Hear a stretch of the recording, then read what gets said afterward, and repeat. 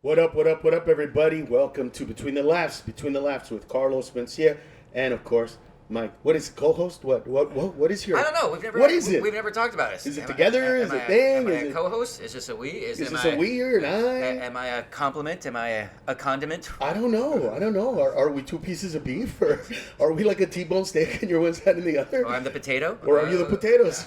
Or are you the asparagus? I'm not sure. We got Gabe Lopez, man, and then a very, very, very dear friend of mine who I've known forever and ever in comedy, Juan Villareal. Now, this episode is listen. I want to do things different. It's my way of thinking. Anyway, the reason I have Juan here is because, and Juan doesn't know this, by the way, guys. And I think I talked to you about this last night for a second, and you were like, "Sounds interesting." But Juan, to me, is the funniest guy that I've ever seen on stage, or at least nobody's ever been funnier, and yet he is not the huge superstar that he should be. And I don't want to do a show and talk about, hey man, this and that. I want to get to what things happened in your career, bro. What moments occurred, what things have happened in order for you to be where you are and not where you and I believe you should be. Because I think that those stories are going to help. Like, everybody tells you what to do, right? Do this, post this, get that, get on an interview, right? Like, what do you tell young comedians? Well, at this point, since we live in the TikTok generation, get clips out. Just put clips out. Right. I don't do it. I tell them to do it. Right. But what about the things that you shouldn't do? Like, moments that we can wish we could take back, that we went too far, said something stupid, didn't do the right thing, took something for granted, whatever those moments are as well, because you and I know, and you do too, hundreds, and literally, I gotta say thousands and millions, but let's be real, hundreds of comedians, and at least dozens, minimum, that were like, man, what happened to that guy? Yeah. What happened to that chick? Why did they not make it? What happened? And nobody ever gives those stories. Nobody ever tells these young kids, hey, listen, don't do this, or don't have this attitude, or don't, act this way, or if you post something, don't post this shit, because this happened to me. Yeah. So I want to talk to you, bro, about those moments. And so let's go back in time right up, because I know your head is like, look at Juan's face. And this is what I wanted. I wanted you to be in this space, bro, to think about all those moments. So let's go back to our first moment, all right? Our first moment was I had signed a deal with HBO, and I think I had come out with my first special, not sure, but we did this show called Loco Slam. And Loco Slam was like the Latino version of Def Jam. Back in the day. We had DJ Humpty Vision and the whole thing. Well, anyway, I saw Juan, and Juan was my one, no matter what you guys think. This guy's being on the show, right? That was my one guy. Yeah. You were my one guy. Yeah. You were the one guy that I said, no matter what, that guy's on this show. And so tell us your experience doing that. I was hosting the show. I was really young, but you were my guy. It happened really fast. I started in March, and then October I did BET, then I did Local Slam. Right. So BET's Comic View. Yeah. This is in your first year of doing stand-up? It was 9 months. Wow. Yeah. Yeah. It was 9 months. And then that's when Rushan introduced us together.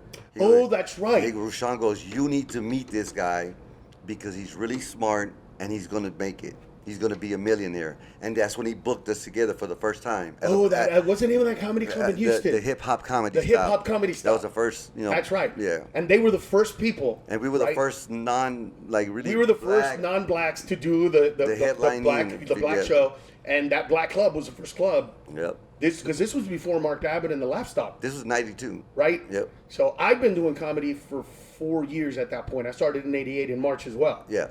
All right. So do you remember the show at all? I remember watching it. I remember. Did you really? Mm-hmm. No way, dude. Yeah. I was a comedy fanatic. Never. We've had this conversation. Yeah. I never, before I ever thought about doing comedy, I was a comedy fanatic. Right. If it was on a DVD or VHS tape back in the days, I would get it. I would watch it. Right. And I want you guys to understand why I believe that Juan, even when I first saw him, he was raw. He was ghetto in a way that even, like, I was ghetto. but he was ghetto, and you were ghetto in a way that was so funny and prime. And even to this day, bro, you can say things that I can't say. Like your bit that I saw a couple years back about you wanting your grandmother to die and how selfish it is for old people not to die. And just think about how I'm saying it. He's doing a bit about how you're old, die, you're being selfish. That sounds so shitty and harsh and fucked up. She was 92. But the audience, bro, is dying. They're just dying. I mean, I remember when you said, "Ma, abuela, what's going on?" And she was like, "I'm just waiting." And you're like, "We're waiting too. We have the dress, the casket ready. We got everything ready for you."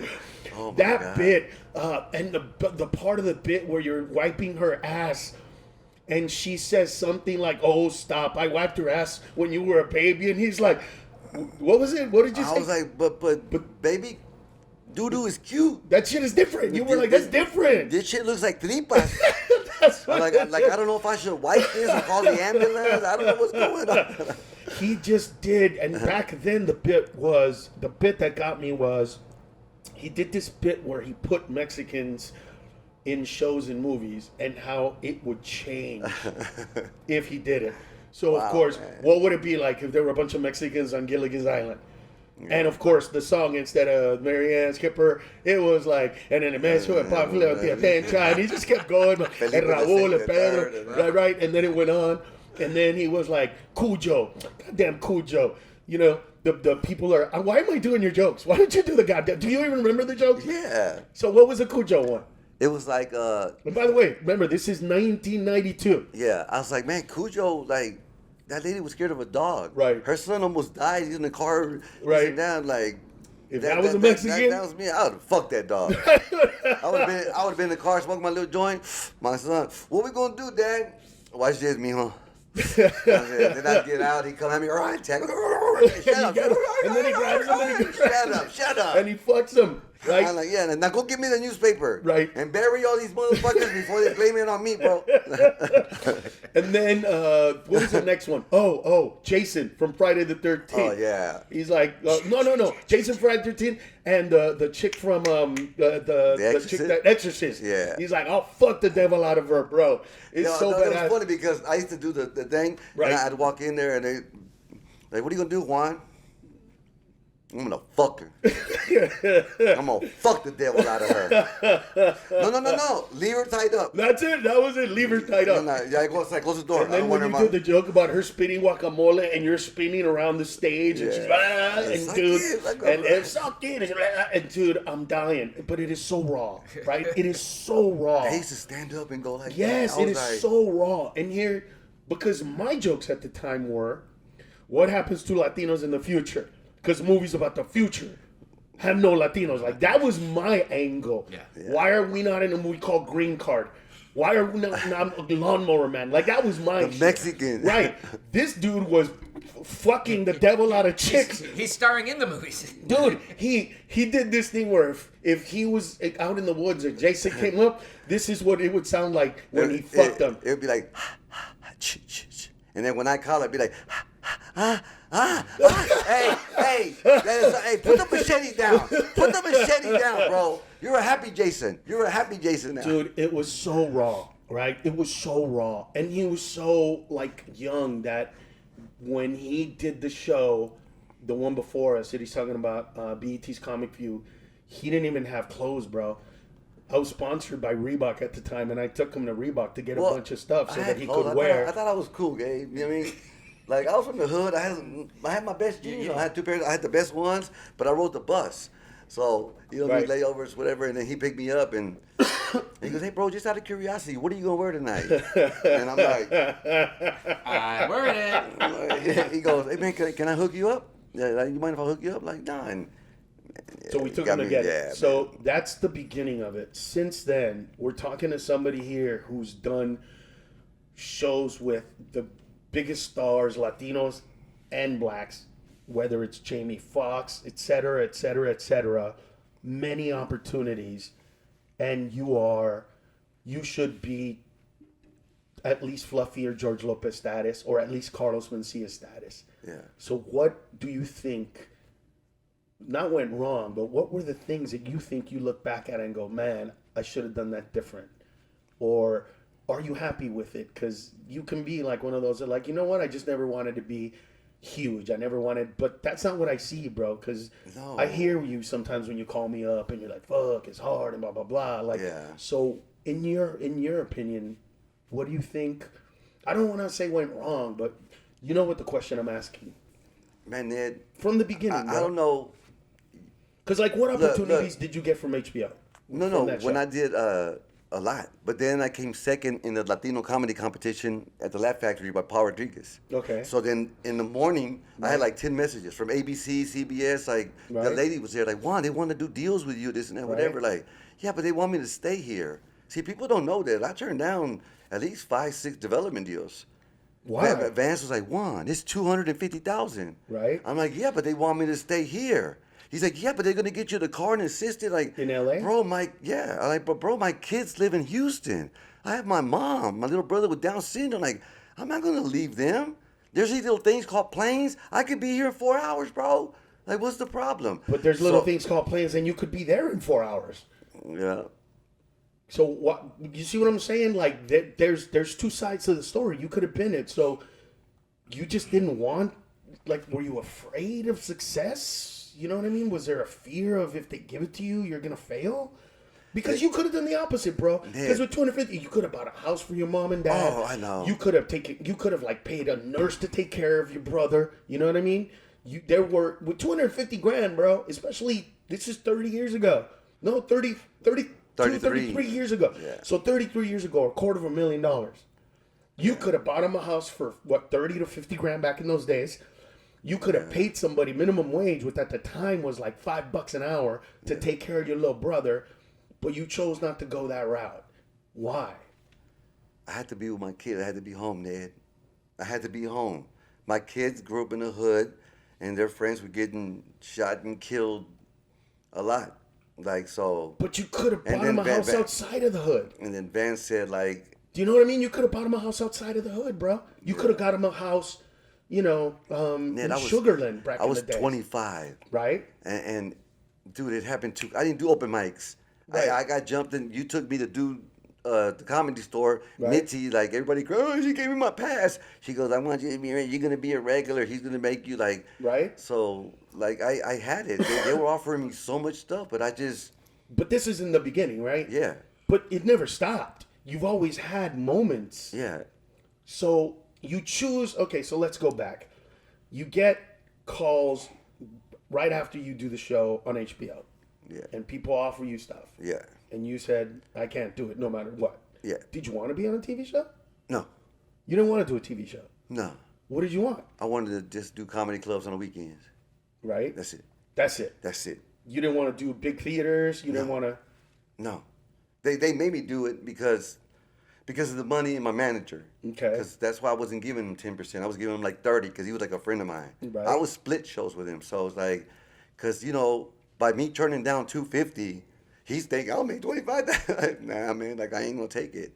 So we kind of, not clashed, but he understood. He's like, I understood. We did a podcast, me and him together. And he goes, I get it, Juan. Like, because that basically, like, when I saw you with your kids, like, bro, you had money, you were around celebrities, but when I saw you at home with your kids at the park playing basketball, you were just a whole different person. That's where you were happy. That's just like... But not completely. Do you see, that's like my point. Do you know what I mean? He was sometimes happy. Yeah. But I would get the other side phone calls. Not the, I'm cool because I'm with my kids and this. I would get the, yo, Ned, I need money to go on tour. Yeah. I need money to take care of this. I need you to book me on this and this so that I can, you know, hook up my family, bro. You know what I mean? So I got to see the other side, the one that wanted success, the one that wanted money, the one that wanted to do, you know, theaters and perform and go out and do movies. Did you feel like maybe moving to LA was like a selling your soul type of situation, and like the money just was going to come with a lot of responsibility. Gabe, because you could have brought your kids to LA, bro. I was too young. Do you know what I'm saying? Yeah. Like with that kind of money, you could have brought them. But also, if I'm, because this sounds like this all happened within the first 12 months to 24 months of his career. Well, yeah, but we're just doing. By 95, it was crazy. But that's what I'm saying. In 3 Like, years, do you think maybe you weren't ready for it? Like, oh, this is way too much shit, way too fast. It was easy, bro. I was ready. Like, I'm trying to speculate. No, exactly. I did BET 11 times because nobody wanted to burn material. Like, I got it. I can do it. I can do it again. Oh, no. Listen, so it's like, I get it. I was This scared. is my point, is that there's a paradox inside of you. And this is what I'm trying to like get to. That there is a part of you that wants to take care of your family and be there, but there's another part of you that for some reason has rejected success in moments where you could have blown up. You could have, like, you know what I mean? Yeah. I gave you moments like that. Jamie Foxx gave you moments like that. Hey man, we doing Friday too. You want to be on Friday? Like, nah, I'm cool. I get you on Friday. Like, nah, I'm good. But I know that part of you wanted to do that. Like, what the fuck was that, bro? That thing inside of you? Because I'm telling you, I have seen the part of you that wished he was in a movie like that. That would have loved being a part of a movie like that. Is it that you're afraid of being an actor? Were you afraid? I would like being, because they were all my friends. And remember this, bro. I got the phone calls when you whipped out your dick, too. I get the phone calls when you were like, Ned, I just performed with, and I'm not even going to say this guy, and I blew it up, bro, and nobody could follow me. I've heard those moments from you, bro. Yeah. How happy you were, how excited you were, how it was like, I was the man, bro. I killed it. I rocked it like you can't imagine, bro. You asked Cedric, asked DL, Mike Gabe, all of them. Cedric said, Juan, we got 30 more shows. Look here, man. I ain't going to follow that shit every night. You're too hard to follow. So we're going to give you some money and we're going to get somebody else. DL put me on the show and I did good. He goes, y'all like Juan? He's funny, huh? That's my boy. Yeah, but that's why I don't take him on the road with me. He's funny. I ain't gonna follow that shit every night. And he said that on stage. Right. So people were like, what's going on? Like, why don't you want to do it? But I didn't want to do it. I just. But see, like that. Look, I got. Like, you know that all you had to do was just tone it down like a little tiny bit. Not too much. Just a little bit. Ned, I would. Like, Vance would be like, Juan, this is not your show. You are not the headline. I'm like, you know what, bro? I'll do, like I'll do this joke, so it won't be too, you know what I mean? Bam, bam, bam, bam. Right. I had some cheaters that, you know what I mean? Yeah. Closers that will fucking. Right. Yeah, so, and they couldn't follow that, Ned. Do you see what I'm saying? Like, look, bro. When I got to LA, somebody said I'm gonna do my B material because it was a small crowd. Right. I'm gonna do my B material tonight. Right. And I looked at him fucked up, like, you write B material? I taught you that from the get-go, bro. Like, what the fuck are you? I taught you that from the beginning. Yeah. You don't write B jokes. Everything should be an A joke. But are you seeing this pattern? Are you seeing the pattern emerge? Because I'm looking at your face. So what's going on in your head? I'm trying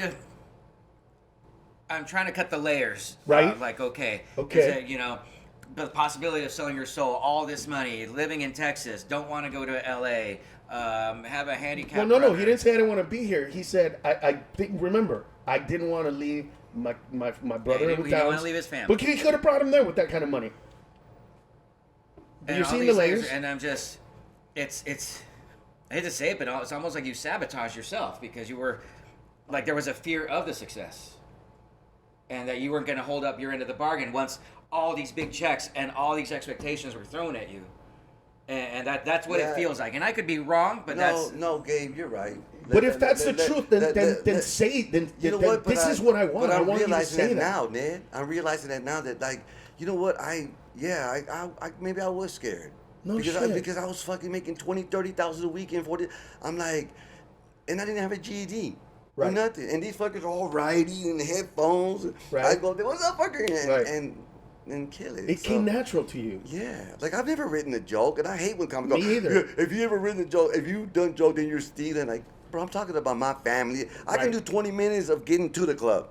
Right. You know what I mean? So it's like You're like me. We're Jay-Z like that. We can just off the top of our heads. It's easy to do it. And then nobody had like just you that I know that where black people wanted us, Mexicans and white people. Right. Everybody wanted me. Mm-hmm. Everybody. Comedy Central. I mean, white people. Gary Bernstein. There was a bunch of people that wanted to put me on TV, and I got bumped by Roseanne. You know that, right? When? I got bumped by Roseanne, bro. Where, at the Comedy Store? No, on TV, ABC. Gary Bernstein brought me down here, and I went to ABC, and he says he's got we were at Walgreens. Let me just real quick. We were at Walgreens, and then something was happening, and this lady was looking at me, and then she goes, now they're trying to cut the line, and this and that, like, this is when 16, I don't know, this is something, and she said, build a wall. No, I said that. She was walking away. I said, build the wall, build the wall. So I had an assistant and Gary Bernstein. They were laughing at that. So we went to Pollo Loco and I was eating. And he goes, hey, man, there's something there. What do you mean, like, with that build a wall thing?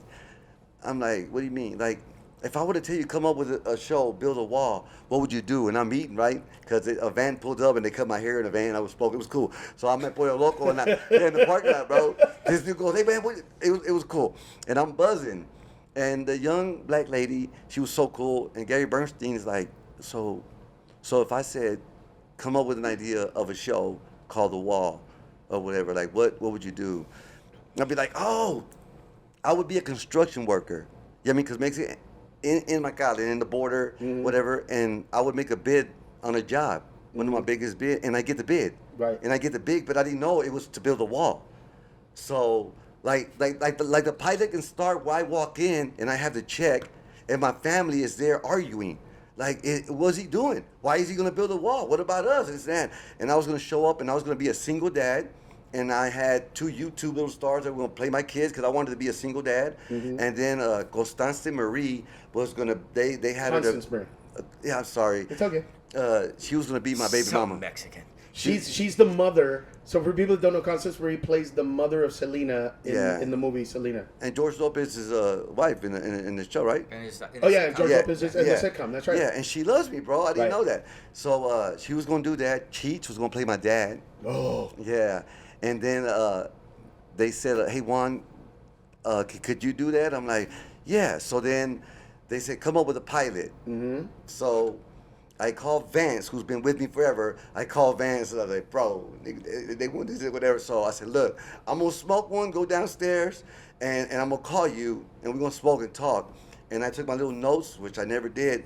And that night, we came up with the pilot and fucking 11 episodes. Okay. And storylines, commercial breaks, all that stuff. Like, I just need 2 hours. Yeah, exactly. Yeah. Give me some weed. Here's the whole season. Bro, and the way it was going to start. And then I was going to have cousins working for me, like, in the fence. Right. And they were going to, little by little, I was going to come and check on it. And it's getting more and more. And then there was going to be, like you said, like little doorways and cracks and stuff. Right. And that was the story, the whole thing. They loved it.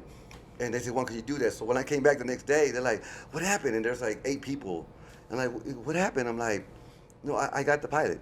I got the pilot and I wrote 11 storylines. Like I got like 12 episodes right here. Right. And the writers were like, they just threw their pens down. And then they started listening to me. And they're like, the guy who wanted me was like, oh my God, Juan, I'm gonna tell him. I gotta tell him because I want this, but we can't do it. But I gotta tell him. I'm gonna tell him that like, he goes, look, Juan, please don't say nothing. I'm like, I won't. He's like, Roseanne's coming back. You got bumped by Roseanne, and I was like, Roseanne Barr? Yeah. Oh my God, and they're all still alive. They're all doing good. I used to love Roseanne. Right. That's cool, man. And like, so this was recently. Yeah, and this was the first season. When they just came back with Roseanne. Yeah, the year before. Wow. She got kicked off her show. Yeah, and they wanted, and then they called me after that, like, hey man, we can probably still do it. I'm like, nah, I don't want to do no more. What the fuck is see? Why not? Why not? Why not? Because I had gigs. But you sound excited. See what I mean? Do you see what I mean? You're excited right now. You were telling us and this and that and this and that, and then when they said you can't do it, you were like, fuck it. But then when they call you back and they're like, yo, let's do it, you're like, no. Yeah, you're like, you guys had your chance. Why? And dude, I'm not judging you. No, Ned. I want I think he needs us to judge him because we're giving him. We're not. Yes. We're not. We don't want him to fail. Yes, and this is less about you, ironically, from my perspective, right? Yeah. Because you're a grown ass man now, bro. You're fucking in your 60s, right? I'm 58. 58. Yeah. So you're there, bro. Yeah. Like these decisions that you made 5 years ago, you made when you knew shit. But I want young people, bro, to hear what you're saying. Yeah. This society filled with anxiety, filled with fear of success, filled with fear of failure, filled with anxiety about every single thing, to know, like, dude, this happens to the best of us. Yeah. To the best of us. To somebody like you, what you described right now, bro, it's mind-blowing that you come up with an idea to build a wall. Then you create this whole story. Then you show up the next day with 12 storylines and the pilot. And they were breaking up in parts. I get it, bro. That's just not normal. That creativity, that surge of just great, right? Do you hate money? No, man. You know what? I do, but I need it. You know what I mean? I don't care about money. Ned, I could have took those deals and made. First of all, let's get some shit straight. You've made a lot of money, bro. Will Smith wanted me real bad. They kept coming after me like. And this was before the Will Smith slapping the whole thing. No, this was when I came second in the black comedy competition. Right. This when shit popped off. Vance was like. What year was this? This was 2001. Okay, 2001. Yeah. After September 11th or before? No, it was. I believe it was after, man. Okay. It was after, and then they put that DVD, Cedric in Walmart, and that blew me up. And then I did a tour with Cedric. Oh, that's right, because you were on that black show. What was the name of that show? You were the only Latino on the Cedric starting lineup. All right. Cedric starting lineup. And I did the food stamp joke and the I fucking killed it, bro. Like, right. And that went like viral before that because I had 100 shows lined up, and I told him, like, nah, dude, hold on, fucker. Like, cause he was trying to put me in everything. Wait a minute, bro. Like, I need some days off. I want to be with my kids, and like, well, but it's $12,000. Like, okay, but my bills are paid. I got a little weed. I'm good right now. Like, you know what I mean? Cause look, Ned, a lot of comics that started making money went the wrong way and fucked up and did dumb shit. Like what? And I wasn't. And I was. Yeah, but did you hear that? A lot of them didn't, bro. A lot of us didn't. Yeah, I know. You know what I mean? Yeah. But were you afraid that you were gonna? Were you afraid that you were gonna end up on heroin? Well, I saw people that I know were not gonna do that. They were God-fearing people. They were good, but then shit change. And like what kind of stuff? Like what? You know, people, comics were doing a whole lot of stuff. You don't have to name the names if you don't want to. Yeah, but they were just doing comics. Were doing a lot of stuff. No. What stuff? No, not stuff. Just fucking around, drugs, hacking each other's shit, stealing. I mean, just talking shit. Like, it was crazy, bro. Setting up comics. I mean, what do you mean setting up comics? Man, I can't go too deep into it, but they were just fucking sabotaging shows. Yeah, you can. You just don't have to name names. Just talk about what they would like sabotage shows. Send somebody there to fuck up the show or to fuck up a show on purpose. Yeah, or call the club and say some shit like that. They don't say, hey, if that dude goes up tonight, you better get bulletproof glass, and I would hear this from the owners. Because I was only Mexican with all these dudes. And so everybody was talking to you when you were doing all this. And remember, I was with Steve, Cedric, Bernie Mac, Guy Torrey, and DL on the Kings of Comedy. Like, I was, with them, and kicking it with them. And it's cool because all their managers were there. And then Vance was my manager. Right. Black suit, college degree. You know what I mean? So it felt good. Right. But I got really funny, and they didn't want to follow me. So then I had to start doing my own stuff. But then I got scared, Ned, because I didn't get a chance to go to college or graduate or nothing. And I didn't want to fuck up, bro. I didn't want to fuck up. Like, when you're poor and you go out and do some weekend and you make some money and then you make 40, 50,000 in one weekend, I didn't know what the fuck to do with that. And I went to the hood, gave everybody money by toilet, fried chicken, and refrigerators, and everybody had cable on the block. I got everybody cable on the block. It was only like $39, but I got everybody cable on the block. So, I will say this, bro. You are the one, when you asked him about money and he said, I don't care about money, he really doesn't. Like, I get that. He doesn't, like, when he gets it, it's just like sand through his fingers, bro. it just goes away, and he doesn't care. There's money in my bank account. Can't have that. Like, and when you've called me throughout your career, but when he's called me through his career, it's more been like, hey, I need to pay my bills. I'm behind on my bills. But the minute he catches up, it's like cool again. He's not. Money is not something that drives him in any way, shape, or form. That's very obvious. But it would have solved a lot of your problems. Yeah, it would have. In the amount of money that you've had. Because when you say, after we I did made that 40, tour, 50, 30, you know what I mean? After we did that tour. Where I gave you like 80,000 or whatever that was. Oh, cool. Yeah, 80's good. That's a good number.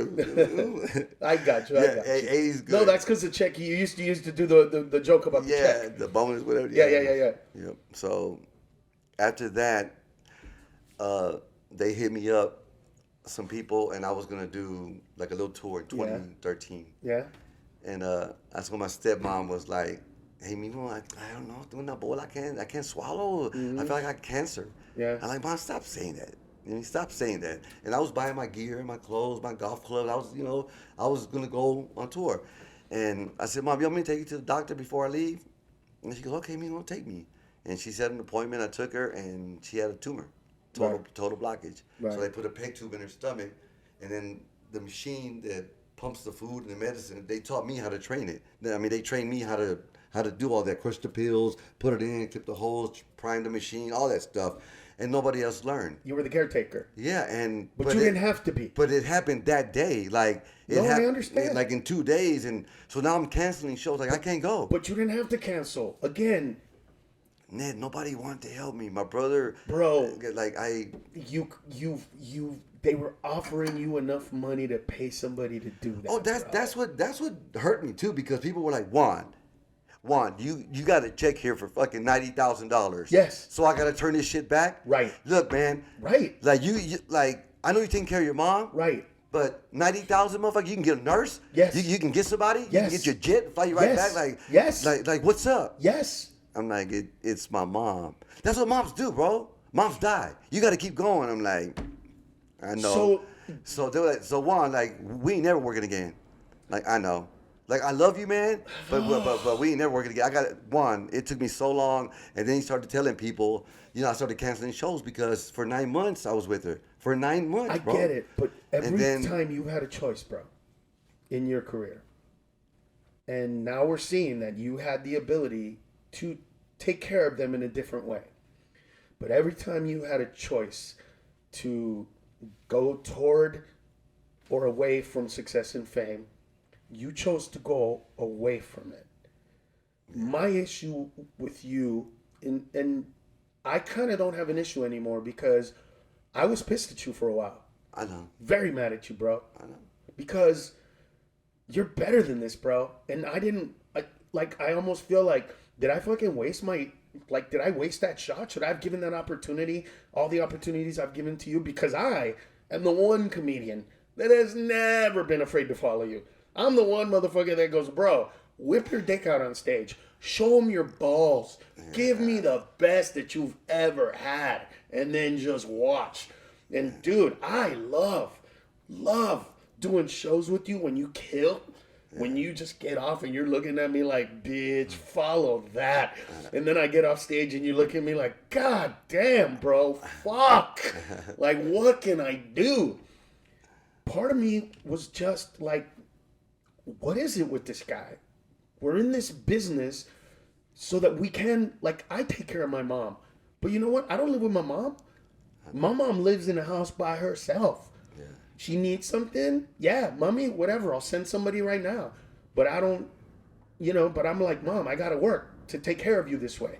I might not be there all the time, but I'm going to take care of you. Like, how do you want to take care of your parents? Like, you're in a good place right now. Yeah. But let's say this podcast just blows up and we get offered, $50 million and we split that however the fuck we do and you've got some millions and now you can take care of your parents. How would you take care of them? Would you move them into your house? Would you move there with them? Would you take what would be your solution to this problem? Well, I would probably say no to everything because I read the Juan Villareal pamphlet on business. on how not to make a lot of money. So, how would you really take care of them? Obviously, I wouldn't want them to move in with me. It's like, my parents have their own house. Right. If it's like, do you want a better house? Can I pay off this house? Right. But no, if you think that's bad, that's what a lot of people told me this day. Why? Like a lot of people has told me this. It has me like what? Because I think, and as Latinos, there is a certain responsibility, especially being a boy. You feel this responsibility to at least take care of your parents or everybody. Did as an immigrant. I did, and my dream was to buy my mom and dad a house. Yes, and you accomplished that. I've yet to do that, but I pay my parents' mortgage. Right. I want to make. That's the same thing. I tell my parents, I just need you healthy because I don't know where my head's gonna go if you aren't around. So as long as you're not worried, stressed over money, because if nothing would kill me harder, right, than finding out that my parents died because of money issues. Right. When it's something I could have fixed, or I could have taken care of, or I could have stretched, or I could have taken this extra gigs. Whatever. I don't care if I don't sleep. Right. As long as they don't have to work. But the key is to take care of our family, which I think you already do. He does. But see, and here's the thing with Juan. There's a pride, right? When he says, hey, I stayed. I learned how to do it. I learned how to crush the pills. And he says that with pride. Like, I took care of my mom. Yes. He took that responsibility. Yes. Very admirable. And there's very, very much a pride and a beautiful thing in that. But in that as well, bro, is that fear. And that it's almost like it helps you. You know what I mean? It's almost like you go, no. I'm better than that. I did this for my mom and dad. But it's also hiding. But I never brought that up, man, just to you, because you were helping me. I'm just saying for yourself. Yeah, but nobody. For you, you feel a sense of pride. Yeah. Right? You feel a sense like it makes you feel good that you took care of your mom. It makes you feel good those moments. That year I was going to make more money than I've ever made. So my mom, when I was pouring medicine, she would rub my face. My stepmom. Right. And she's like, she's your mom. She raised you. But I'm just saying, because my biological mom got it. But my stepmom was like, ay, mijo. She's like, I can't believe you're giving, because she saw them repo my car. She saw me pawning my clubs. Like, I had 30,000. The clubs that I kept taking out of pawn shop. But they were $5,000. He would call me up. This is what I'm saying. I would get the other phone call, right? I would get that, hey, bro, they invited me to go golf, and I've been taking care of my mom, and I want to go play, and I need to get my golfs out. Could you send me some money to get my golf clubs out? Or, no problem, bro. How much is it? And so I get that side of it, right? I get the other side.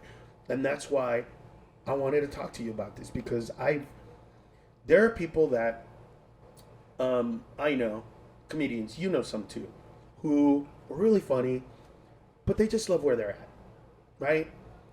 The guys that do cruise ships, right? They love some of those guys. They make their $3,000 to $5,000 a week, or $2,000 to $5,000, whatever it is, and they're on and that's it, and they're happy. They don't want to go out of it. They're content. If you offer them that, they don't want to go there. It's all good. But you're different in that sense, because you do have your moments of, I want to go out, I want to be funny, I want to get on stage. Dude, when you show up to my shows, you're excited to go on those shows. Yeah. You go, like last night, I guarantee you that there was part of you that was like, "Fuck, I wish I could go up and show these people what I could do for 5-10 minutes, just blow it up." I know it.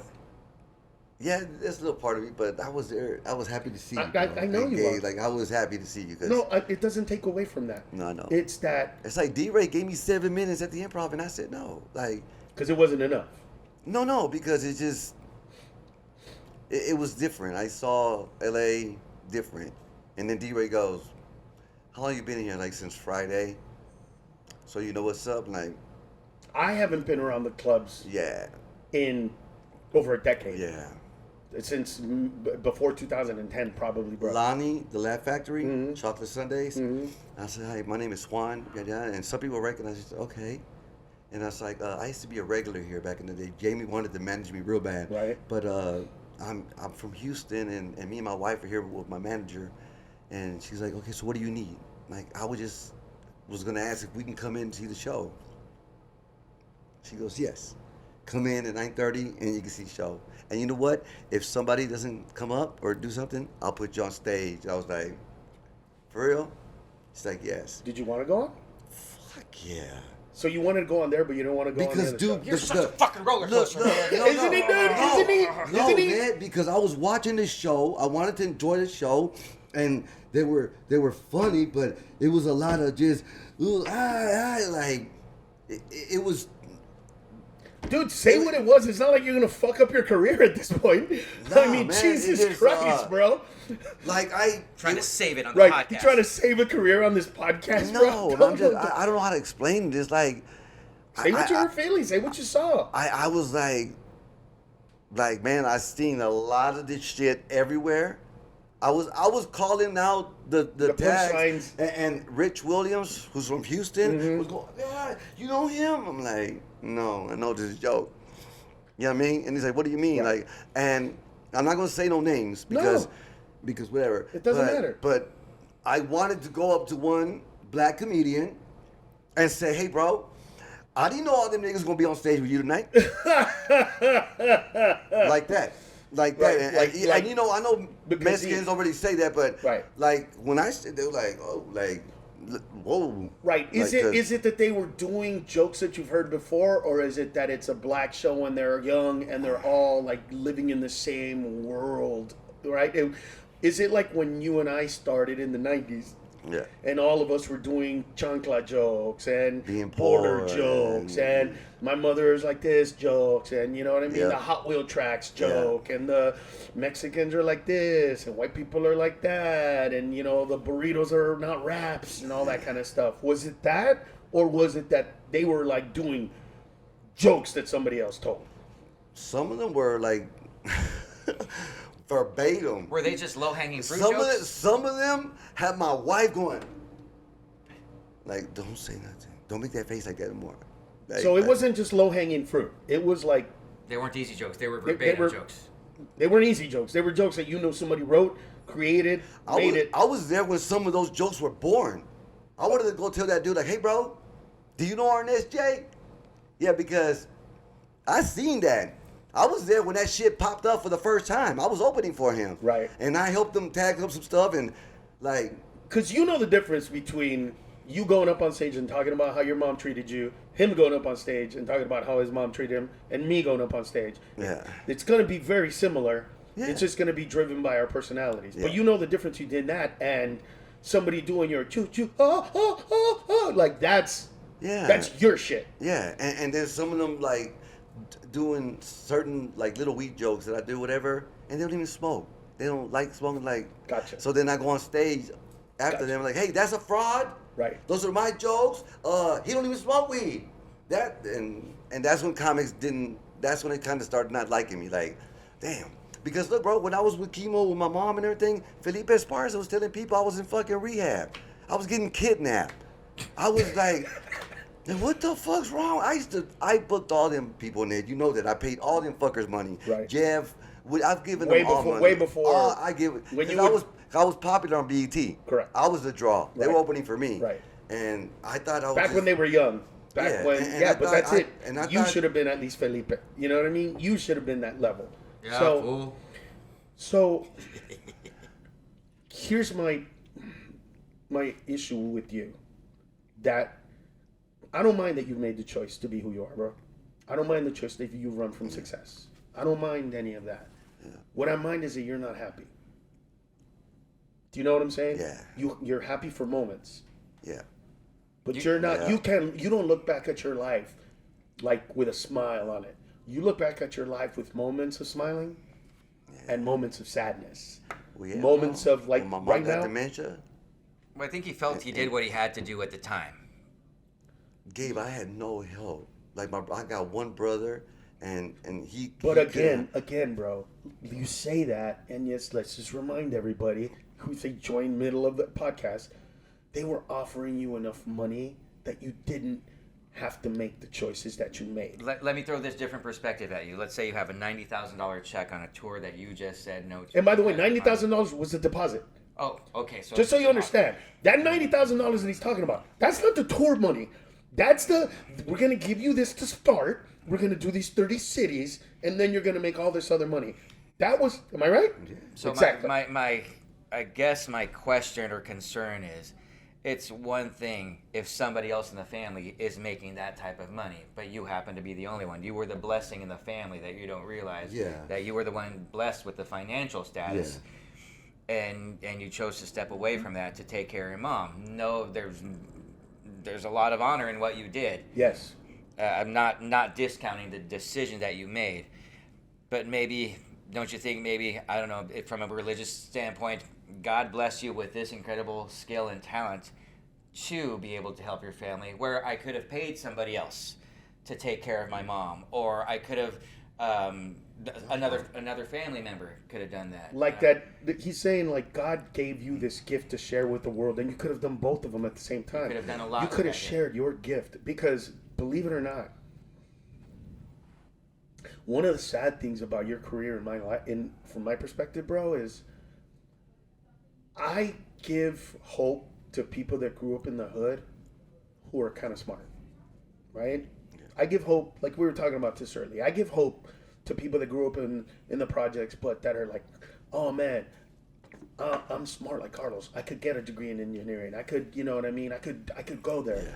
Dude, you gave hope and laughter to broke ass motherfuckers that were on welfare and might never get off it, might never leave the hood, might never get out of that. Yeah. And your material, bro, gave hope to those people. And you robbed a lot of people of that. By not being hugely successful, by not having a Netflix series. Dude, having a Netflix show with your material and having people that you talked about that used to steal cable and all that kind of stuff. Jesus, my neighbor. There you go. That's a whole, this was your name, the whole thing. You would have changed their lives in a way that I couldn't, because those guys would have seen you and what. Because I know that there are a lot of hood people with talent that watch me and go, I can't do that. You know? Yeah. I can't do comedy like he does. What is he reading? What is he watching? But dude, you would have given hope to people on a goddamn bus. Going to work on a bus. Those people would have listened to you and went, oh shit, I could do this? You know what I mean? Like your fear, right? Yeah. Of I'm hood, I'm this, I'm that, through those opportunities. Dude, those opportunities, had any of them been successful, you would have given, ironically, what Roseanne gave to trailer park people back in the day when her show first came out. I know. When her show first came out, and it was about her kind of trailer trash and broke white American family. What the fuck? An actual blue collar show. Yeah. And not, it wasn't even blue collar, bro. But nothing like, it was lower than that, but nothing like that existed. So that's it was white good times. Yeah. And right? When nothing like that existed. Right. From a white perspective. Right. Yeah, it existed in good times, and it existed because good times gave that to black people. Like, that's the way. I mean, the episode, where Janet Jackson gets molested. I remember watching that show because I was a huge ABC guy, and I was like, God damn, guys, shit, why are you making me cry? Yeah. But that was like that. And then, excuse me, Roseanne comes out, in the 90s, and she's like the trailer park, and she's got all these poor people going, that's what life is for us. We're not all rich white people. Some of us live check to check. Some of us got to pay this bill and not pay that bill and wait for the pink one. But we never had that. That could have been you. It could never have been me. I never thought that way. I was the guy that was going to write a show about me going to college. And you know what I'm saying? I was going to be that Latino. You could have been that person. And your fear of success, your fear of failure, robbed that from us. So think about what he's saying, taking it back to what Gabe was saying. Your choices robbed a lot of us and a lot of people that really, really would have seen the world from a much different place had you showed us that talent. Not that you're too old to do so now. Well, I'm getting calls like right now. Yeah, but do you want to do them? Would you move to LA now? You don't have kids to take care of. You don't have parents to take care of now. Would you move to a place, like if they said, we want to shoot a show in Albuquerque, You got to live there, 6 months out of the year. Would you take that, or would you still say no? No, I'll take it, and I'll tell you why, Gabe. I don't mean to interrupt you, bro, but when I had to put my mom in that facility, I should have had the money for a house. Right. So now you regret some of those. You regret not having the money because at this point, you didn't have the money to take care of her. And see, that's like this right here, right now, bro, is the moment that I feel you, Doc. Man, I hear you, bro. I would pull up and park and couldn't go inside. Right. And leave. I know, dude. When I would walk in and see her, she would just be staring at the door, just see me, mijo. Right. Yeah. And this right here, bro. And that's when I said, fuck, I should have did the fucking money. But you looked at it. You looked at it different, and this right here, this right here, bro, is, and I feel you, bro. This is the part that I was like, you can't feel this is what you can't feel this, bro. I let my mom down. I had to leave her alone. But you made those choices, bro, and now somebody else can learn from those choices. Yeah, dude. Sometimes you gotta do shit you don't want to do. Do it, bro. You gotta do it. I tell the young comics, man, the game is different. Find your way to do it and do it. I'm like, because I always tried to help you be the guy that had the money to take care of them. I was always the guy that, and dude, I talked about this the other day in an interview. Like I was there every day for 9 months. I could not leave my mom for 4 hours, okay?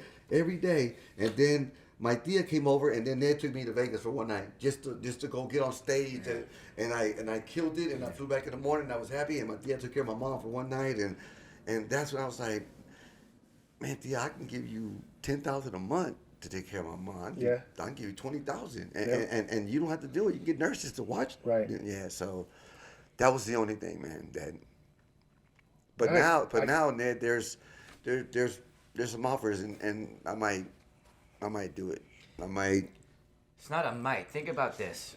What would your mom want you to do? Swing for the fences once before your mom leaves. Man, my mom said, mijo, be happy.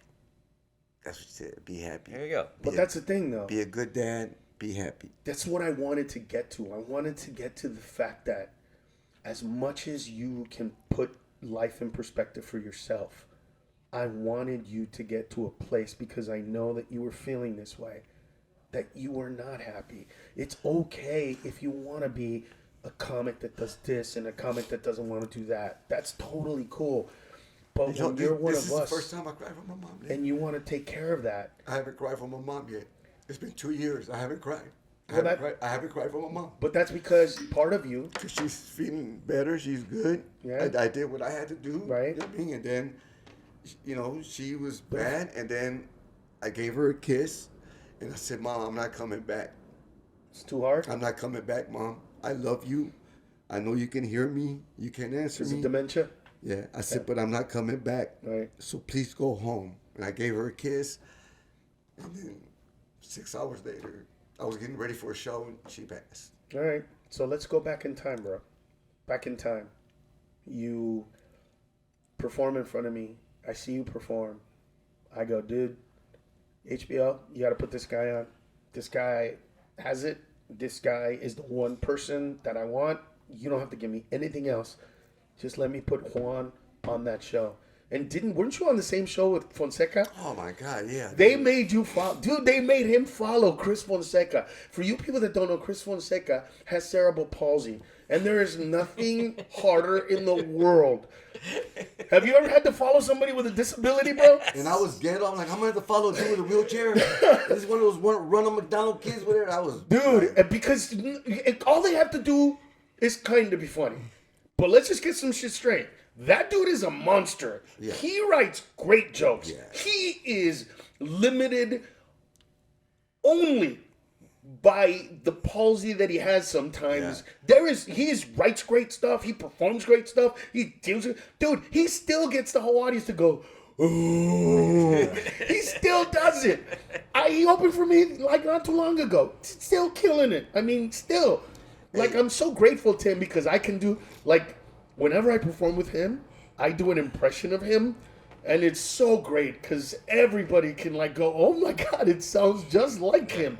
So who have you had to follow that was like that? Oh, there's a couple. I don't remember their names. But it's the toughest thing in the world, right? It's not easy because even if they're not funny, which I hate to say, they're not funny, they still get the sympathy vote. Right. And just imagine funny with sympathy, and they were good.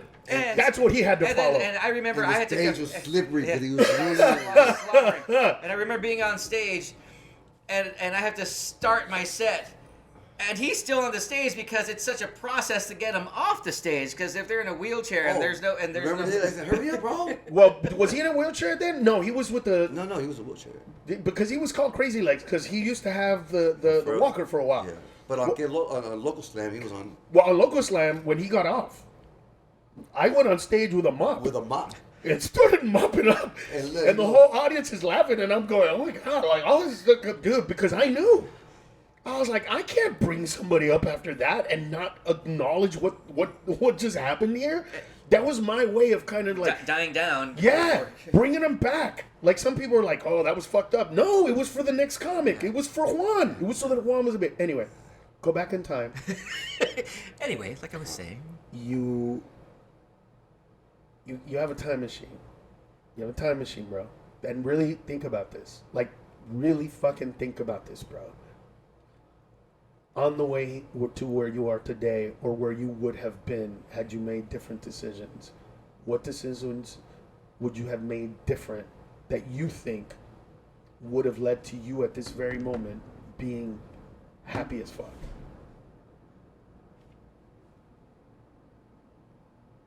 Like what, man? Like the decisions that you made to say no, right? Right out the gate, you said no to $250,000. Would you still say no? But would you then do more touring and do more of that? Because now you do know that had you had $200,000 in the bank, the stuff with your mom and your mom would have been way different. You know that now. You realize that now. Yeah. Would you change anything so that you would have that money? Or would you do it exactly the way you did it and live with the way it is now? Or would you change it if you could? No, I wouldn't change it. I mean, $250, $1 million, it wasn't going to change then. Like, that was it. I didn't give a fuck about money. I'm taking care of my mom. Right. But you wouldn't have wanted to take care of your mom with money. You wouldn't wanted to buy her a house and to have somebody to take care of her. I'm just saying. Yeah. You can't change it. That's fine. I'm saying if you could go back, would you make different choices so that you could have money in the bank? So that you could have been there a little bit more financially instead of physically? Or in the end, if you died right now, you'd be like, you know what, dude? I'm fucking good with it. I'm fine with where I'm at. Because I want to know if my boy is happy where he's at, or if my boy is in a different space and he wants to come out and take that shot. Look, man, in 2013 that happened. Mm-hmm. And then my dad, right? He passed. Right. Then my mom, dementia. Right. 2020, my wife's mom passed away. Right. Her dad just passed away 3 weeks ago. Okay. I talked to my therapist, my psychiatrist, some niggas in the hood, some method. I went and talked to my cop. And Ned, I took care of myself. I worked out. I ate well. I have no sugar, cholesterol. I ain't got shit, bro. So now, and I see what's going on, I'm ready to fuck some shit up. Like, all these motherfuckers better get out of my way now, because I'm coming. Like, they know I'm coming.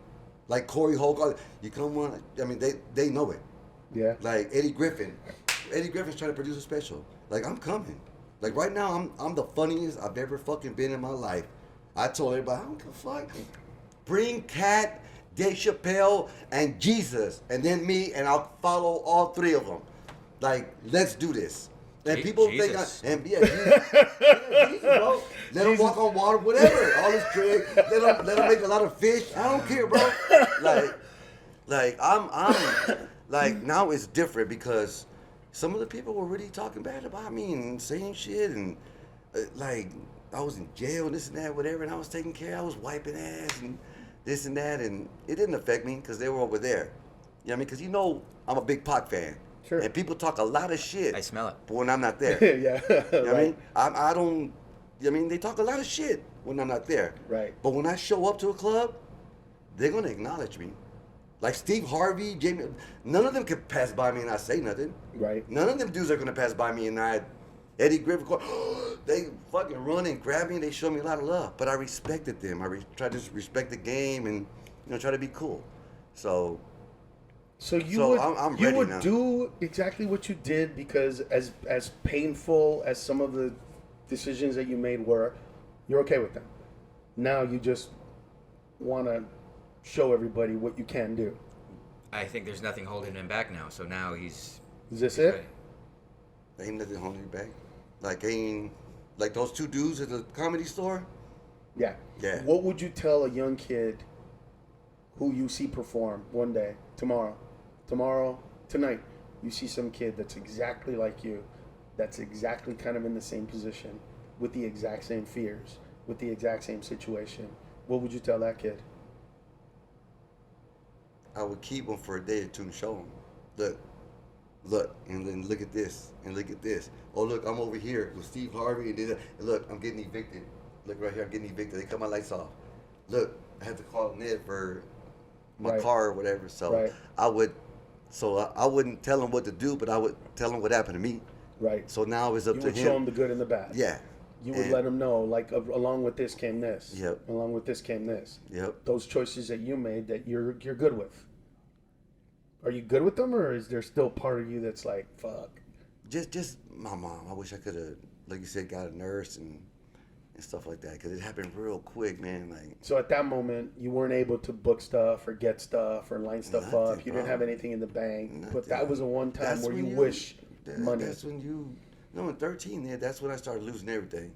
Because you know how much money I made after Yes. the tour? And then you helped me set up a bunch of days. So I had fucking like 60 shows lined up. Right. And I had to cancel all of them.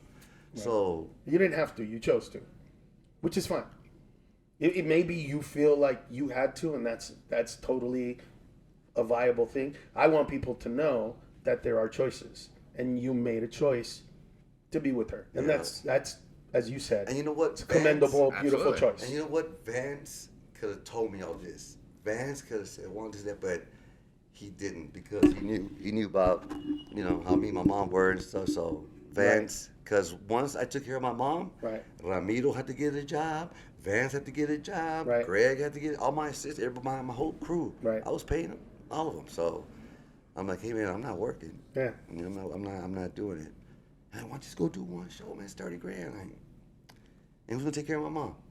Nigga, we can get a nurse. I'm like, nah, fuck that, dude. My mom needs me, bro. I got you, Like, man. my mom needs me. No, you look at the And my sense mom, of, and my mom, like she said, mijo, I can't believe you're losing everything to try and save my life. And as I was pouring the medicine, I was like, Mom, I've never made that kind of money they're gonna pay me. You might be saving my life. I know people that don't do bad stuff, they don't do nothing, and then they get money, and then a lot of bad shit happens. So you might be saving me, Mom. So, I got you. like, You don't know. I understand. Yeah. Look, fear. you see me with money, Ned. Yes. And that was cool. And you see me hood. Yes. Yeah, so, like, Fear. Human beings are driven by two things: seeking pleasure and avoiding pain. Right? Those two are always in conflict. Right? This is social, philosophy 101. Avoid pain, seek pleasure, and we're always trying to balance that, right, between the two. And that's where you found yourself. Seeking something, trying to avoid this other thing. I think that the question that needs to be asked by people listening to this is, are your fears stopping you from achieving something that you wish, or are your fears benefiting you as a human being going forth in your life, right? It's, you see a snake, do you try to kill it or do you walk around it? one of them, I would, if it was a poisonous snake, personally, I'd try to kill it. Right? I'd kill it. Why? Because that snake can bite somebody else. And if I walk around that snake, let's say I'm on a golf course and I see a snake and I walk around it, right? And then I hear that some dude got bit by a snake, I would feel horrible, right? So I'm the guy that's going to kill it. And by the way, this is in my family. My mother, I swear to God, sends a picture and she goes, look what was in their garden, mijo. It's a goddamn rattlesnake, bro. And I go, kill it. She's like, oh, ya lo maté. She already killed it, bro. She shows me a picture of her holding a dead snake, bro. And I'm just like, that's where I get this shit from. Fucking ghetto-ass Mexican. No, we made tacos already, mijo. It was really good. It's really good. We made 2 boots. Because I've never made decisions out of fear that I can remember, right? You were fearless, bro. My decision to, when I first got attacked by the comedy community, to stay away from it wasn't out of fear. It was that and I talked to you about this back in the day. Everybody told me, leave it alone. Even Juan told me, dude, leave it alone, bro. Don't even fucking bother with that bullshit. Just keep doing you. So I based it on, you know what? If everybody's telling me make a left, I don't think I want to be that asshole that makes a right and then crashes a car and everybody's like, pendejo, we told you, right? It was a wrong decision. It was based out of their fear. But my decision was not based on fear. But have you ever made a decision based on fear that you look back and go, shit, I regret that moment? Because I regret making a decision that was not out of fear, but it was because everybody told me I was wrong. I wish that at that time I hadn't been the kind of person that I am who listens to other people and goes, hey, you have an opinion. You guys have been doing this forever. You guys know. I wish I would have been Juan mentality. Been like, fuck you, I don't give a fuck. This is what I'm going to do, and that's how I'm going to live, and I'm going to take care of my mom, and you can go suck my dick. I wish that I had been that guy at that moment, and I wasn't. But it wasn't based out of fear. It was based out of something different. What I admire about your story, Juan, is no matter where you were in life, success or lacking success, you had someone to call. There was always somebody available to you, and you took advantage of that. And I think that's another commendable thing that you did. I'm not trying to discount any of these decisions because I just wonder, like, if I was presented with a $90,000 deposit, I've never had that opportunity. Well, that was gone the next year, whatever. But no, look, when I was taking care of my mom, and I couldn't go nowhere, about every 2 months, 3 months, my dad would wake up and do, hey, mijo, mira, Carlos te mandó otro cheque. And that little check would pay my phone bill and my little bud and keep me in the shack in the back. Like, right. Yeah, so my mom, he came to visit my mom. I did, bro. I did. I got the picture. We got the picture. I'm really grateful that you were honest and that you got that, you answered a lot of questions and that this to me is, a lot of people need this right now, bro. A lot of people in the world right now are going through moments and going through stuff and the choices that they make. And I think it's really important to realize that there's not only one way to make life. You know what I mean? As long as it's like you said, if you do this and this and this, but then this over here too, don't forget that this over here too. Those are things that you've accepted, and you're okay with it, and you're not even embarrassed or ashamed to talk about it here, which is, dude, so awesome. I know. Other people might be ashamed. Other people might be like, dude, let's not talk about how you send me money to get clubs out so that I could play. You're just like, I don't give a shit. That's you've never cared in that respect, and you probably never thought that you were afraid.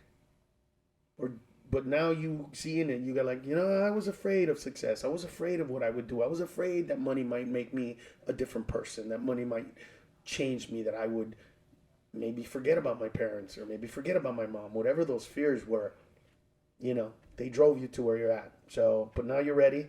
So what's your message to the world today? Man. Oh. Get ready. I'm coming. Like, I don't know no message. I had to come to LA to see what's going on. I saw enough. I'm ready to get back home and work. Good. Like I'm ready. And then I made some contacts. Wow, you want to go tour? You want to go tour? Because those little tours pay 80, 90,000, just Sure. 30, 40 days. So like, yeah, I'm ready. My Good. wife is like, baby, go get him, baby. Go fuck him up. I got you back. I'll hold it down the house. Like, got a badass wife. She works hard, takes care of me. So what other excuse you got? It's all there on the table for you. Bro. You got a wife that has your back. What more do you need? And you got me. I have your back no I matter know. what. I always have, always will, brother. You are. That's the thing, man. That's the thing that helped me. You always have my back. Like, you know what? Comics don't like each other. A lot of comics don't like each other, but they all love me. You know what I mean? I don't like him. Like they all love me. Don't call me. I don't got your back. Like the amount of hugs that I got Right. when I went. Oh my God! Like, wow. You know, I look like, you know, mostly black people because. Sure. Well, you're non-threatening in that community because you're not black. Yeah. So it's almost like, you know what I mean? But they still don't want to follow me. In our community, I don't know. Like, well, me, I love it when you kill, bro. I think it's the best ever. You get a standing ovation, and I'm just like, oh, let me show you people, what's up? Like, I have that same attitude, bro, and I love it. So, And the crowd is the one that benefits. That's what comics don't understand. The butts in seats. Will they come back? I'm not thinking about tonight's show. I'm thinking, will you come back next time? Will you come back next week? And these comics just think about now. I'm trying to play chess when these little fucks are playing checkers. Like, hey, will you be here in 5 weeks? right. Yeah, no, it And is. and that's like you're talking about fighting each other on crushing. Who benefits? The fucking crowd. Right. And then there's so many comics like, I'm a beast. I kill. No, you're not. I'm a beast. You know what I mean? Like, And then you watch them. yeah. If And the you know, comic and I don't like to comic says it, I never I believe don't like it. to say names. I like Neil Rollins, but him and Corey's my dude. Yeah. And him and Corey got into it at the Right. Laugh Factory. I remember. And then Donnell said, I'm a beast. So I saw his special, and it's like 37 minutes. Bro, what happened? I haven't seen it. So I've never seen a 37 minutes. Well, I couldn't see the whole thing. I fast forward a lot because it's like, yeah. Was there too much beast going on? For 37 minutes? Like, There's too much happening in that. but you know what, Ned? What makes me I haven't different? seen it, so. What makes me different is that I was doing all three demographics at the Right. same time. Right. I would do fucking Atlanta, Yeah. 1,000 black people, Yeah. and the next day Indianapolis, 1,000 white people. Right. And then I go to my college in Laredo. Right. And then I go to schools. Yeah. And so it's like, Yeah. yeah, it was. I remember I took you on some of those tours before. I know. You remember when we did those colleges, bro, in the middle of Indiana, and you were like, in Iowa, we were yeah, driving. you were like, where the fuck are we, bro? Dude, I'm doing ghetto jokes to college students. They're like this. They don't know what the fuck. Like, What's this information They're he like, speaks of? I must take a class to understand this, gentleman. write a thesis. I expose them to that kind of stuff, man. Listen, thank you so much for being on the podcast. And as he said, get ready, world. He's ready. He's coming out. But I hope for the rest of you that you learn something about decisions that you make and how you make them and what the future might be. And how they can affect the people around you. Those decisions that you make could hurt people around you. It can help them, but it can hurt people around you as well. So be careful, man. There you go. Parting words. Hey, follow me, man. at only Juan V, and that's my Cash App. $ only Juan V. There you go. He's gonna get like $7. Yeah, I'm sure. You have any parting words? No, this was great. I love the reel of this, and I'm with you, bro. Man, thank you, bro. I was blown away by that. Because, like, my therapist is like, man, I want Vance. Vance is my brother, bro. Yeah. Vance like, partner. Yeah. Let it out, bro. Right. Let it out. Come on, man. Right. And I wouldn't. Right. And it came out. Good. Yeah. I'm happy for you, bro. It came There's a came smile out. on your face now. I love it. Yeah. All right. See you next time, guys.